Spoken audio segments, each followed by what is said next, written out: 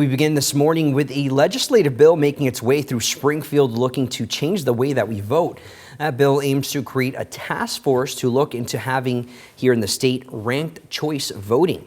Our 13 WRX's Dylan Valencia spoke to experts on the issue. He's breaking down just how this kind of voting works. Good morning, Dylan. Yeah, good morning, Manny. Well, ranked choice voting is something relatively new. And although some states and cities like Alaska or New York City have already adopted this, however, it hasn't seen much success just yet, as it is a lengthy process to get these votes counted. Now, before I jump into how ranked choice voting could potentially impact the state of Illinois, first, I want to break down exactly what ranked choice voting is. And to put it in simplest terms, if you look at this screen right here, we have an example of someone voting for their favorite fruits. Now, the difference between traditional voting and ranked choice voting is in traditional voting, I would choose my favorite fruit and only vote for that. However, with ranked choice voting, I would vote for my favorite fruits from greatest to least. Now, I want you to take a look at this screen right here. If I was voting for my favorite fruits and pears was my all-time favorite fruit, I would choose pears as my first choice. But let's just say I also like apples, and I wouldn't mind apples being the one that wins. I put apples as my second choice,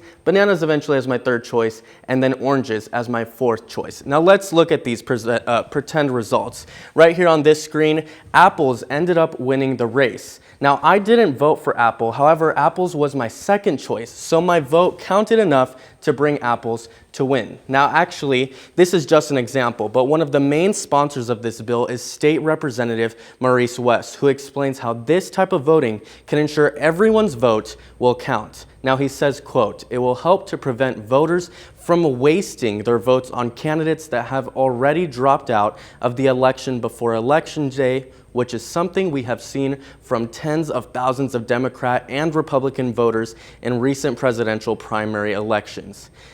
End quote. Now, although this could change how voting works in the state, the likelihood is very slim. A political expert shared more with me. One problem that this is meant to address is the concern of voters that, well, I really like candidate X, but they're not one of the top two party candidates, and so I feel like I'm throwing my vote away if I vote for them.